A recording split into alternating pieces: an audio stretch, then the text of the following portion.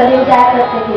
तो मित्रों ने सोचा कि आज चलते हैं और चल करके मित्र देवता को बुला लेते हैं और वे भी साथ हमारे चले। अच्छा, तो मित्र चल दिए और मित्र चल दिए। अब उनको क्या पता कि बेचारे ब्राह्मण और ब्राह्मणी दोनों झगड़ा हो गया है बीच में और दोनों बैठे हुए हैं, थाली देख रहे हैं। मित्र आए, मित्रों ने गेट खटखटाया तो कोई आवाज नहीं आई, क्योंकि रोज तो भाभी जी आ जाती थी, आज तो कोई आया ही नहीं। अब बार बार खटखटाने पर भी कोई आवाज अंदर से नहीं आ रही। अब तब तो घबराहट होने लगी मित्रों को कि क्या हो गई, क्या बात हो गया, कोई आवाज ही नहीं आ रही। तो सीढ़ी लेकर के आए पड़ोस से और लगाया, अटारी पर चढ़ गए। अब अटारी पर चल करके इधर उधर झांकने लगे। झांक रहे थे कि तभी तक नजर बरामदे में चली गई और वहां क्या देख रहे हैं कि वही देव और देवी बैठे हुए हैं, एक दूसरे को देख रहे हैं, नेत्रों से आंसू झराझर बहे चले जा रहे हैं और रोटी पड़ी हुई है, वो भी सूखी पड़ी हुई है रोटी। अब तो मित्रों ने सोचा कि लगता है ब्राह्मण और ब्राह्मणी चल बची, अब इनका क्रियाकरण कर देना चाहिए। सबने आपस में बातचीत की तो गेट तोड़ करके अंदर घुसे तो भी ब्राह्मण ब्राह्मणी नहीं बोल रहे थे। अब तो शंका पूरा निश्चित रूप से बदल गई, निश्चय बदल गया कि अब तो ये चल भी बचे हैं और दो के दोनों जिंदा थे, परंतु फिर भी अब यही सोच रहे थे कि कुछ बोल नहीं रहे। तो क्या किया मित्रों ने, क्या किया, अर्थी बनाना शुरू कर दी। बात कटवाया, अर्थी बनवाई, अर्थी बनवा दिया बढ़िया। अब अर्थी तैयार हो गई, चादर रख दिया गया। पड़ोस की कुछ महिलाएं आई, ब्राह्मणी को उठा करके लेटा दिया और जो भी थे उनको मित्रों ने लेटा दिया। अब बांध भी दिया गया, तो फिर भी लोग कुछ नहीं बोले, उठा करके लेके जाने लगे। तो ब्राह्मण वही मन में सोच रहा था, अब तो बोल दो, ब्राह्मणी भी कुछ नहीं बोली थी। ब्राह्मणी भी सोच रही थी कि अब तो बोल देगी 3 रोटी मैं ही खाऊंगी, 2 ये खाए, परंतु दोनों अपनी जिद पर अड़े हुए हैं। अब अर्थी लेकर के जाने लगे, जोर का नारा लगने लगा, राम नाम सत्य है।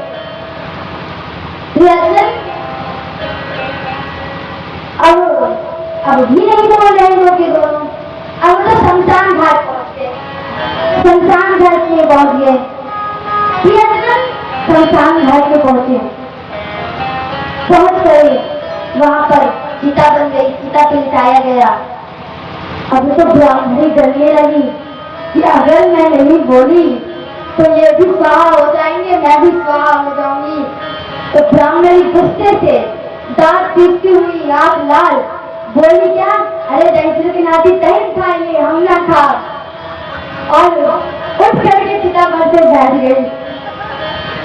अब चिता पर से उठ करके बैठी तो ब्राह्मण देवता हंसते हुए बोले, तो जितने मित्र गए थे वे भी 5 ही थे और ब्राह्मणी ने क्या कहा कि 3 के दही खाए, 2 के हम खाए। तो वो तो डर के भागे वहां से, बड़ी जोटी की ये दोनों भूत बन गए हैं, यहाँ से भागो। ये कह रही है कि 3 तुम खा लो, 2 को मैं खा लूं।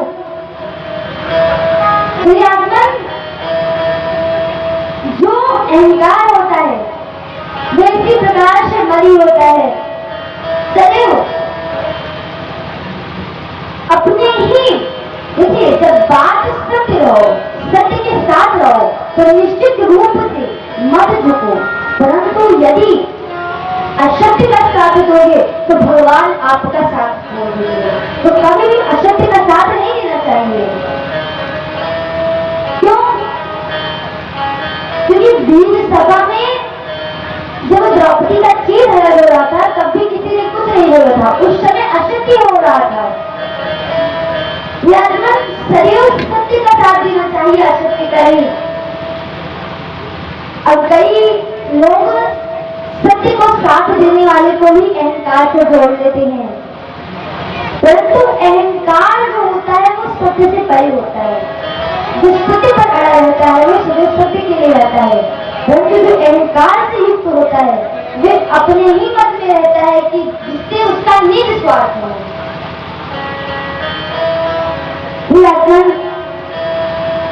सूत जी सौनक जी से कहते हैं कि यह जो अहंकार है यह सभी को नष्ट कर डालता है।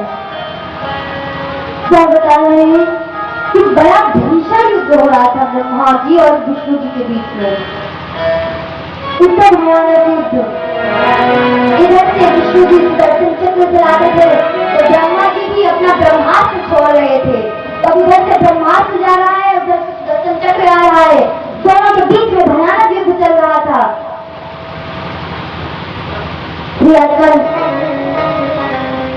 ऐसा युद्ध चल रहा था, अभी युद्ध शांत हुआ तो युद्ध शांत होने ही दोनों में अब ये बात होने लगी कि चलिए अब देवताओं के पास चलते हैं, उन्हीं से पूछ लेते हैं कि कौन बड़ा है।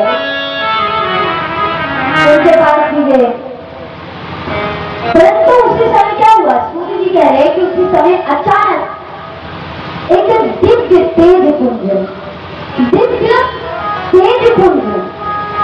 जो कि शिवलिंग का ही स्वरूप था, वह जिसका ना तो आदि ना ही अंत, वह दिव्य तेज स्वरूप शिवलिंग सामने प्रकट हो गया ब्रह्मा जी और विष्णु जी के, और इतना दिव्य था वह कि उसकी चकाचौंध इतनी तेज थी कि साक्षात ब्रह्मा जी और विष्णु जी के भी आंख दिला गई थी।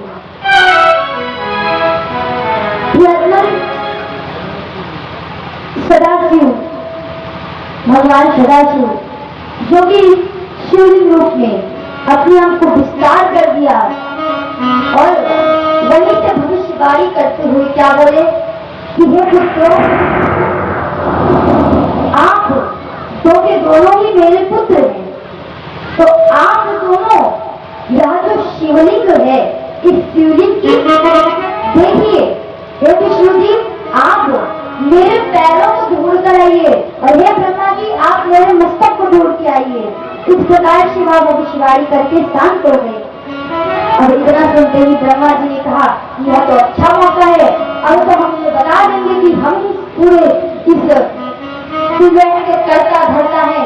तो ब्रह्मा जी भगवान सदाशिव का मस्तक ढूंढने के लिए निकल दिए और फिर विष्णु जी भगवान सदाशिव जी का पैर ढूंढने के लिए निकल लिए। ब्रह्मा जी जा रहे थे, मस्तक ढूंढ रहे हैं, परंतु कहीं मस्तक मिल ही नहीं रहा है। चले जा रहे हैं, कहीं मस्तक ही नहीं दिख रहा है। अब तो जाते जाते ब्रह्मा जी भी थक गए। ब्रह्मा जी ने सोचा कि अगर ऐसे हम पूरा जीवन काल अपना बिता देंगे,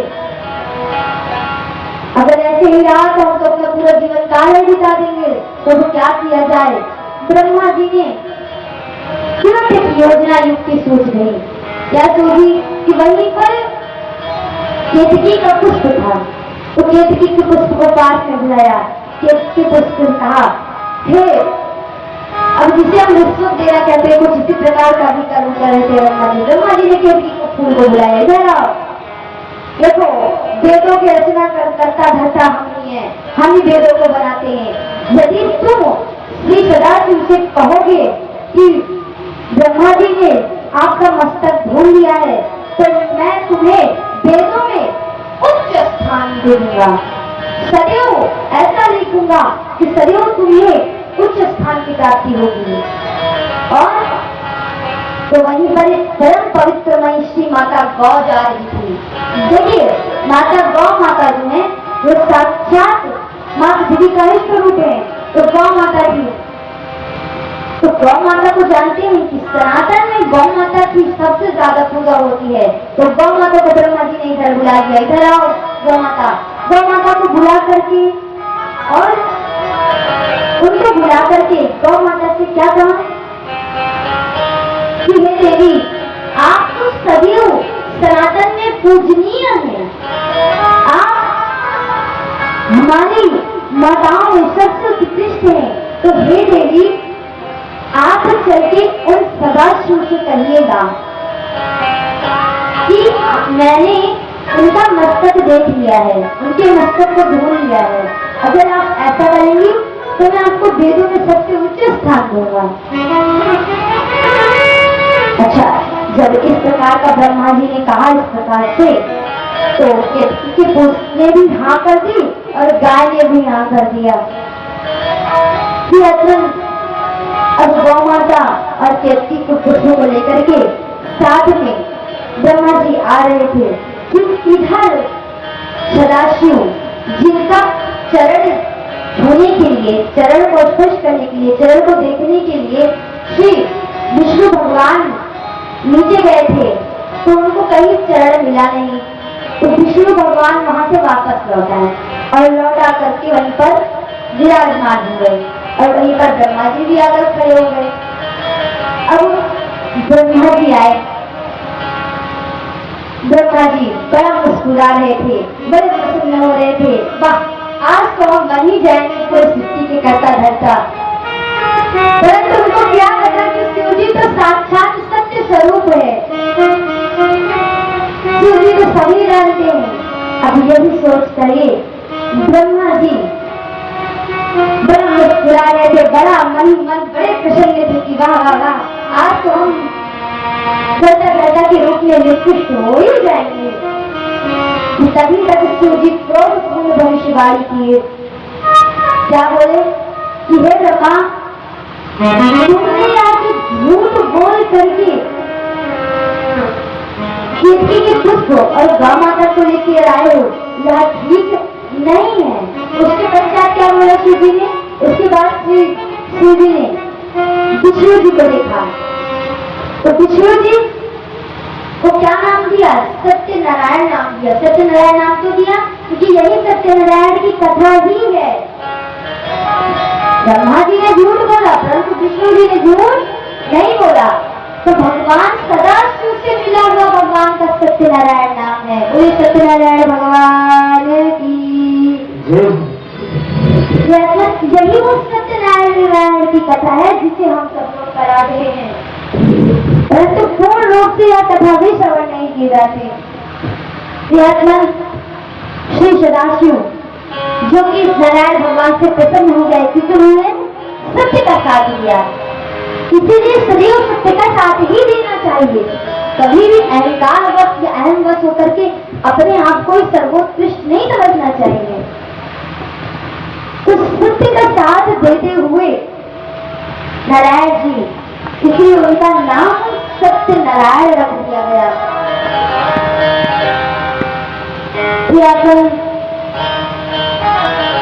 ब्रह्मा जी, अब ब्रह्मा जी तो लज्जित हो गए। भगवान शिव जी ने क्या कहा कि सभी को, जितने भी देवी देवता हैं, सभी को केतकी का पुष्प चढ़ेगा, परंतु कभी मुझे केतकी का पुष्प नहीं चढ़ेगा और ना ही कभी भगवान को केतकी का पुष्प चढ़ाना चाहिए, अन्यथा 100,000 को हत्याओं का पाप लगता है। इसलिए भगवान सदाशिव को कभी केतकी का पुष्प नहीं चढ़ाया जाता है। और गौ माता जिनकी सभी, देखिए यहाँ पर सदाशिव जी कहते हैं कि हे, कि सदाशिव जी तो सभी जानते हैं, त्रिकालदर्शी है, त्रिकाल भूत भावन है। तो सदाशिव जी गौ माता से कहते हैं कि हे गौ माता, आपकी पूजा सदैव पीछे से होगी, आगे से नहीं होगी। इसलिए आज भी गौ माता की पूजा सदैव पीछे से ही होती है। उनके पूछ को हिलाकर सदैव उनके दान में काम किया जाता है। और शिव जी ने कहा कि आपके अंदर सभी देवता विदेवताओं का वास होगा और लक्ष्मी जी का वास आपके गोबर में होगा। भगवान सदाशिव अब अपनी पूर्ण रूप के बारे में बताने लगे। क्या कहे? सदाशिव ने कहा कि आप दो के दोनों ही मेरे पुत्र हैं। जब इस सृष्टि का निर्माण कार्य हो रहा था, उस समय मेरी जो 5 शक्तियां हैं, 5 शक्तियां कौन? भगवान की स्थिति, संहार, सृष्टि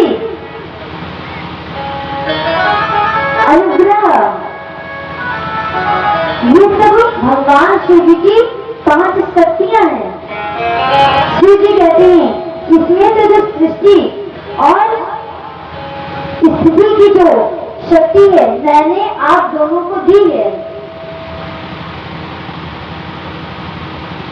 सूत जी सोनम जी से कह रहे हैं कि हे महाराज, अब आप ध्यानपूर्वक सुनिए कि किस प्रकार से भगवान शिव जी जो सदाशिव हैं तो किस प्रकार से अपनी उत्कृष्टता के बारे में श्री ब्रह्मा और विष्णु से कह रहे हैं, क्योंकि वो पितृ कैसे हैं, क्योंकि सदाशिव जी की तपस्या की थी। ब्रह्मा जी और विष्णु जी ने सदाशिव जी की तपस्या की थी। वही बात अभी सदाशिव जी भगवान ब्रह्मा विष्णु से कह रहे हैं कि हे ब्रह्मा और विष्णु, आप दोनों मेरे ही पुत्र हैं। अज्ञानवश आप दोनों ही आपस में लड़ गए हैं। आप ही दोनों के भाई रुद्र और महेश्वर हैं। देखिए, रुद्र और महेश्वर, भगवान शिव जी क्या कह रहे हैं कि रुद्र और महेश्वर वे दोनों दिखने में मेरे ही समान हैं। जैसे मेरा स्वरूप है ठीक वैसे उनका भी स्वरूप है। उनको भी मैंने अपनी वे दो शक्तियां दी है। उन्होंने भी मुझसे वे दो शक्तियां प्राप्त की हैं तपस्या करके। परंतु जो सबसे आखिरी शक्ति है, अनुग्रह की शक्ति, जिससे डायरेक्ट मोक्ष की प्राप्ति होती है, उस शक्ति को मैंने किसी को नहीं दिया है, वो मेरे साथ है। इसलिए भगवान को पंचमुख, भगवान शिव जी के 5 मुख है ना, पंचमुखी शिव जी, ये 5 मुख सदियों इन भगवान की 5 शक्तियों का प्रतीक है। ये जो 5 मुख है भगवान शिव जी के, ये उन 5 शक्तियों का स्वरूप है, साक्षात स्वरूप है। यदि कहीं पंचमुखी श्री शिव जी के दर्शन हो जाए तो बहुत ही बड़ी बात हो जाए, और शिवलिंग रूप में तो कोई और भी अनोखी बात है। तो ये जो 5 पंचमुखी महेश्वर होते हैं, जो शिव जी होते हैं, वे इन 5 शक्तियों के कारक होते हैं। श्री सदाशिव ब्रह्मा जी से कहते हैं कि हे ब्रह्मा जी, मैंने आपको इस संसार की सृष्टि करने की शक्ति दी है। आपने पूर्व में मुझसे तपस्या करके यह शक्ति प्राप्त की थी, और इस शक्ति को आपने प्राप्त करके ही इस सृष्टि की संरचना की थी। अब आप भले ही भूल गए।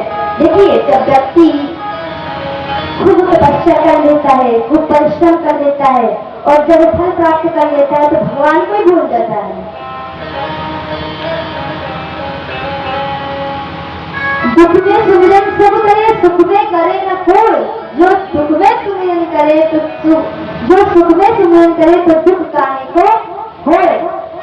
तो वही समय कुछ ब्रह्मा जी के साथ भी हो गया कि शक्तियां प्राप्त कर ली तपस्या करके, तो तपस्या करके जब शक्तियां प्राप्त कर ली, जब खुद के पास में शक्तियां आ गई, तो शक्तियों के मध्य में जिनसे शक्तियां प्राप्त की उन्हीं को ही भूल गए।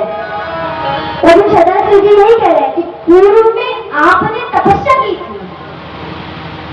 पूर्व में देखिए, पूर्ण कर्मों का फल कितना तेज होता है, पूर्ण कर्मों का फल कितना तेज होता है।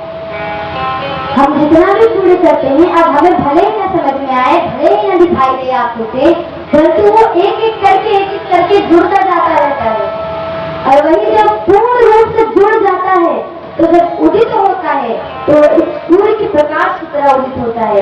तो ये जो अनेकों जन्मों के जब पूर्ण उदित होते हैं, तब जाकर के कथा सुनने का सौभाग्य प्राप्त होता है। इत्यादि सभी शुभ कार्य पूर्व जन्म के कर्म से ही सिद्ध होते हैं। अभी हम जो कर्म कर रहे हैं उसका फल हमें आगे चल के मिलेगा, परंतु हमने जो पूर्व जन्म में जो कर्म किया था उसका फल हमें अभी मिल रहा है। इस प्रकार से यह सृष्टि का नियम कर्म है। और इसे कौन बता रहे हैं? इसे सदाशिव ब्रह्मा विष्णु से ही कह रहे हैं कि यह सृष्टि का नियम कर्म है। यदि आपके स्थान पर कोई और होता, वह भी पुण्य अपने उदित कर लेता, अपना पुण्य बहुत उदित कर लेता, तो उसका भी पुण्य उदित हो जाता, तो वह भी आज ब्रह्मा जी के पद पर स्थापित होता। आप यह भूल कैसे है? सदाशिव कहते हैं ब्रह्मा जी से कि आपने पूर्व में मेरी बहुत कठोर तपस्या की थी, तपस्या के उपरांत मैंने आपको अपनी पंचमुख की एक शक्ति प्रदान की थी, अर्थात सृष्टि करने की शक्ति। उसके बाद सदाशिव जी विष्णु से कहते हैं, भगवान विष्णु से कि हे विष्णु जी, आपको मैंने स्थिति की शक्ति दी है। स्थिति की तात्पर्य, स्थिति से तात्पर्य है कि सृष्टि का पालन करने की शक्ति दी थी। तो भगवान